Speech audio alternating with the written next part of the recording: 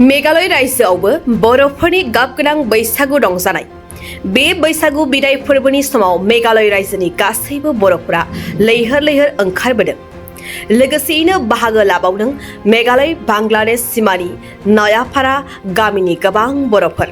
थारैनो रंजाथाइ समाव गासै बर' आइजोफोरा गोदान गोदान दख'ना आर'नाइ लानानै मोसाग्लांदों बैसागु मेथाइजों। नाथाय मेघालय रायजोआव थानाय बर'फ्रा बैसागु फोरबोखौ फालिनायजों लोगोसे बर'फोरनि साननाय हनाया दायो माबायदि जादों? फै आबुं बाथ्राखौ बर' आइजोफोरनिफ्राय मिन्थिना लानि। फोरमायनो हागोन नामा? बिदिनोसै बुंनांसिगोन जोंबो बेयाव मेघालयआव बहुत बोसोर जाबाय जोंहा। आं 2000आव फैदों गासिबो माने बेयावनो फिसा फिसौ देरजोब्बाय फरायनाय फोलावनाय बेयावनो जोंबो नाजागासिनो दङ। जेरै जोंनि बर' गामि बिडिसिआव बिदिनो बयबो बर'फ्रा दङ जोंबो बेयावनो रुजु रुमु बयबो मिलायलायनानै दङ रायजो जानानै दङ। बिदिनो जोंबो बैसागो मागो खुंनो मोनोबा जोंहाबो मोजां मोनो गावनि कालसारखौ देखायनो हायोबा। बेनिखायनो जोंबो दा दिनै बिदेशनि मानसिफ्रा सापर्ट खालामनायनि थाखाय जोंहा बेयाव दिनै बैसागोखौ खुंफुंनो हाबाय बिदाय बैसागोखौ। बेनि थाखाय जोंहा बिराद गोजोननाय थादों आरो बेनोसै। दिनै जे नोंथांमोननि बैसागु बिदायफोरखौ खुंफुंनायाव बिटिसिनिफ्राय बा बिटिआरनिफ्राय सासे EM एबा मावफुं सोद्रोमा नुजाफैदों रन्जित बसुमतारी। नोंथांमोना बिथांखौ मा बुंनो सानो जे नोंथांमोननि गेजेराव बिथां नुजाथिफैदों? बेखौथ' जों बिराद गोजोननाय मोनदों जोंहा।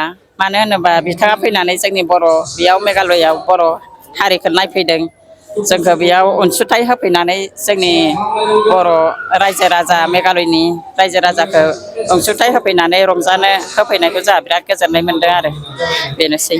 नोंथांमोननि जे शिलं नोगोराव जे नोंथांमोना रायजो जादों बे रायजो जानाय गामिनि मुंफोरखौ नोंथांमोना फोरमायनो हागोन नामा? बर' गामिनि मुंफोरखौ। बर' गामियालाय जोंलाय आरो दा बर' गामिबो होनजाला मेघालय नालाय। बेनो आं थानाय जायगाया जादों मादारिथिं बेनो ब्लक F आरो जोंनिया। बिदिनो लाइमुखायाव दोङो आरो पुलिस बाजाराव दोङो पुलिस रिजार्भआव दोङो जागा जागा आरो फल'आव दोङो आरो जोंहा मादारिथिङाव दोङो हेफेबिलियाव दोङो बहुद थाय थाय जागायाव दंजोबो आरो बिदिनो। बेसेबांसो न'खरफ्रा दङ बे शिलं नोगोराव? जागोनदां जोंथ' आरो इसेग्राब दा साननो हानाय नङा। नोंसोरथ' नुबाय मेगनजों बेसेबां लेंहर लेंहर फैनायखौ। अनुमान बायदियै बेसेबांसो जागोन? जानो हागौदां बिदिनो हाजारनि उपराव थाहैनो हागौ न'खरा नङा होमबा? शिलं ओनसोलाव थाग्रा बर'फोरनि अनगायैबो मेघालयनि दाब दाब जायगानिफ्राय बेयाव बर'फोर नुजाफैदों नामा बे बैसागु बिदायखौ? नुजाफैदों मानो होनोबा जोंहा ओजों माबा बांलादेशनि बर'फोरबो फैदों खावसे आरो खैलाखनिनिफ्रायबो फैदों होननाय खोनादों। जों दा सिनाखि जानो हायाखै बेनोसै आरो जों दा सिनाखि जागोन सोर सोर फैदों नङा होमबा?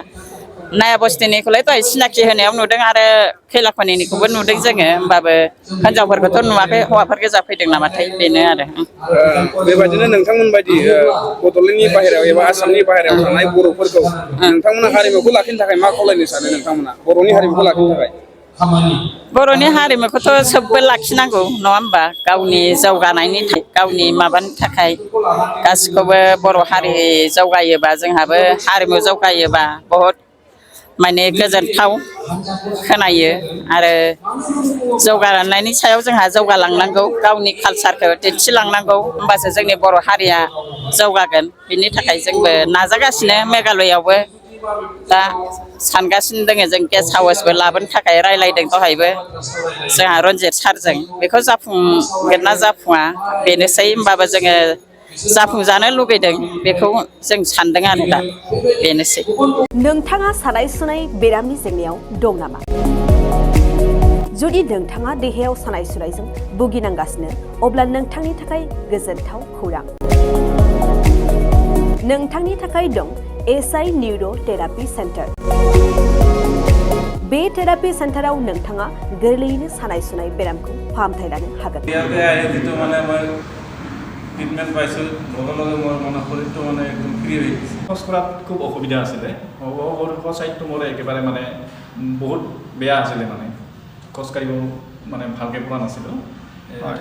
ইয়াত মোটামুটি 3 দিন আহিয়ে মই ভালকৈ খোজকাঢ়িব পৰা হৈছোঁ। सिं सानाय, आफादावरि सानाय, मोदोम जरा सानाय, आइजोफोरनि जेंना, खर' सानाय बायदि बायदि बेरामखौ बे सेन्टाराव फाहामनाय जायो। एसआइ निउर' थेरापि सेन्टारा चिरांनि बेंटल सापागुरियाव दं। बे सेन्टाराव थानानैबो फाहामथाय लानो हानायनि सुबिदा दं। जुदि नोंथाङाबो फाहामथाय लानो लुबैदोंब्ला नैबे मबाइल नाम्बार 7620160459 नङाब्ला 9476977956 आव थोंजोङै जगाजग खालामनो हागोन।